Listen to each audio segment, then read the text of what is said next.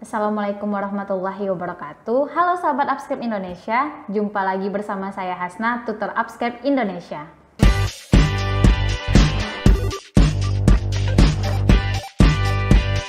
Bagaimana kabarnya hari ini sahabat Upscape? Semoga sahabat Upscape sehat selalu agar lebih semangat lagi kita belajarnya. Baiklah, pada kali ini bersama Hasna kita akan membahas materi mengenai pemeriksaan fisik, pemeriksaan saraf kranial, dan pemeriksaan refleks. Bagaimana? Apakah sahabat Upscape sudah penasaran dengan materinya? Yuk langsung kita simak video yang berikut ini. Nah, pemeriksaan fisik head to toe merupakan pemeriksaan yang dilakukan meliputi dari inspeksi, palpasi, perkusi, dan auskultasi. Nah, untuk menemukan adanya tanda klinis penyakit yang ada di bagian tubuh. Nah, persiapan alat yang dapat kita lakukan yaitu adanya stetoskop, pen light, dan handscone. Oke, kita masuk yang pertama yaitu pemeriksaan fisik kepala dan rambut. Nah, biasanya inspeksi bentuk dan ukurannya, distribusi, dan warna rambut. Nah, kita palpasi adanya hematom atau adanya lesi. Yang kedua, pemeriksaan fisik mata. Nah, kita inspeksi dulu nih gerakan bola matanya simetris atau tidak, adanya kelainan pada penglihatannya, keadaan skleranya, konjungtiva, dan pupil.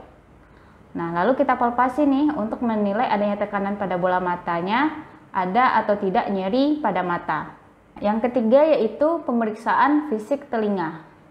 Nah, kita inspeksi dulu ukuran, bentuk, adanya serumen pada lubang telinga. Selanjutnya kita palpasi ada atau tidaknya nyeri pada telinga. Kita raba pembesaran adanya kelenjar limfe baik yaitu di depan maupun di belakang telinga. Yang keempat, pemeriksaan fisik hidung. Nah, kita inspeksi bentuk, kesimetrisan, ada atau tidaknya pernafasan cuping hidung. Lalu kita palpasi ada atau tidaknya nyeri tekan pada hidung, sinus maksilarisnya. Yang kelima, pemeriksaan fisik mulut dan faring.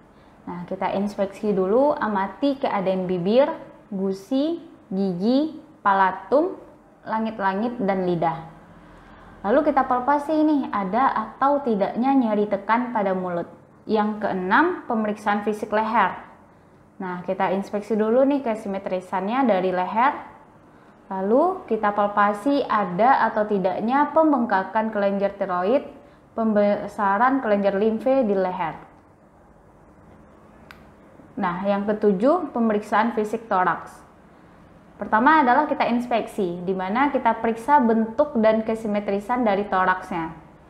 Kita bandingkan diameter anteroposterior dengan diameter transversal, di mana perbandingannya yaitu adalah 1:2. Lalu kita periksa kelurusan tulang belakang untuk melihat kelainan bentuk jika klien bisa berdiri. Nah, kita posisikan pasiennya dengan supine, amati pola pernafasannya, frekuensi dan irama pernafasan, kedalaman, upaya bernafas, retraksi dari supraklavikula.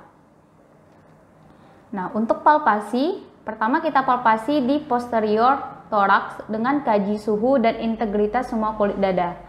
Untuk klien yang memiliki keluhan pernafasan, raba semua area toraks untuk tonjolan, nyeri tekan, atau gerakan abnormal. Sedangkan untuk palpasi posterior toraks, untuk pergerakan pernafasan, maka kita dapat melakukan dengan menempatkan kedua telapak tangan di atas dada bagian bawah dengan ibu jari berdekatan dengan tulang belakang dan jari-jari merentang ke samping.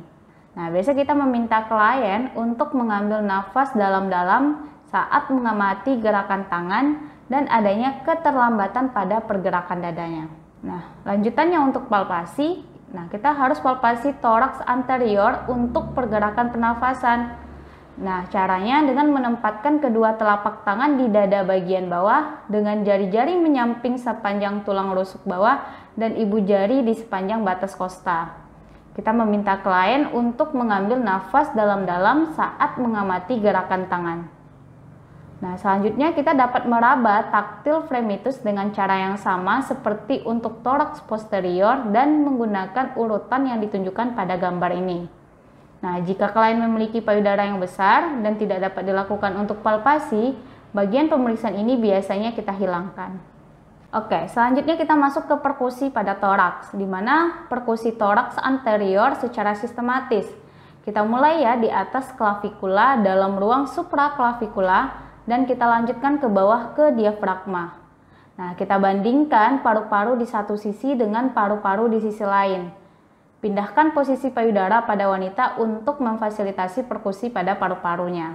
Selanjutnya yaitu auskultasi untuk toraks, di mana kita menggunakan diafragma flat disc dari stetoskop untuk memeriksa bagian anterior, posterior, dan trakeanya.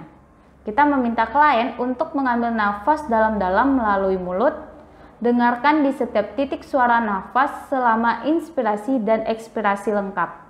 Bandingkan temuan pada setiap titik dengan titik yang sesuai pada sisi berlawanan dari toraksnya.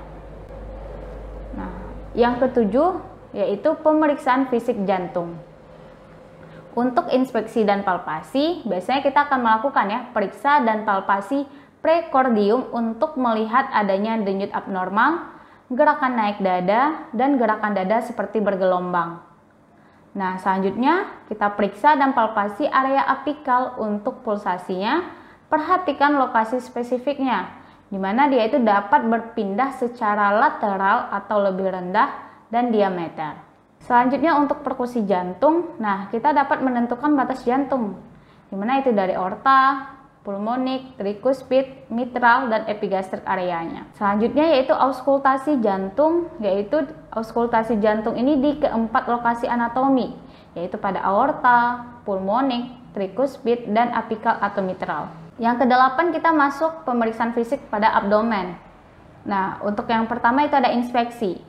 Nah, kita periksa perut untuk integritas kulitnya dulu. Nah, lalu periksa kontur dan simetrisitas abdomen. Amati kontur perut, garis profil dari margin tulang rusuk ke tulang kemaluan, sambil berdiri di sisi klien ketika kliennya terlentang.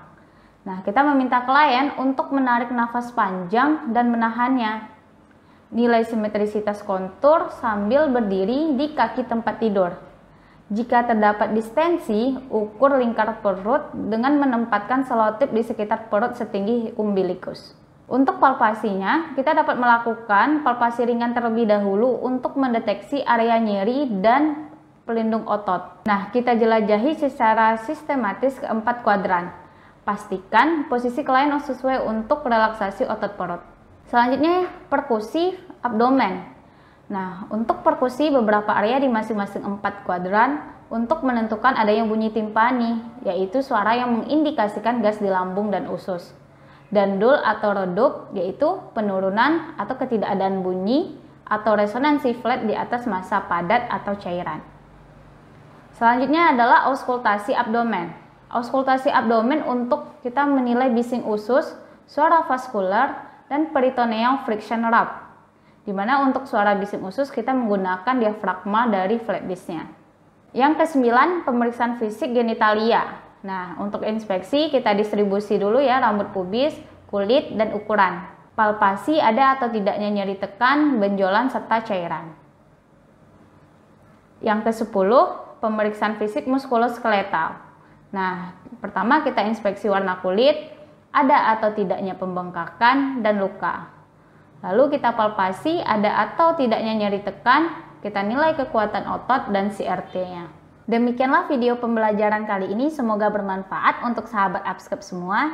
Jangan lupa untuk like, komen, dan subscribe YouTube Upscape Indonesia.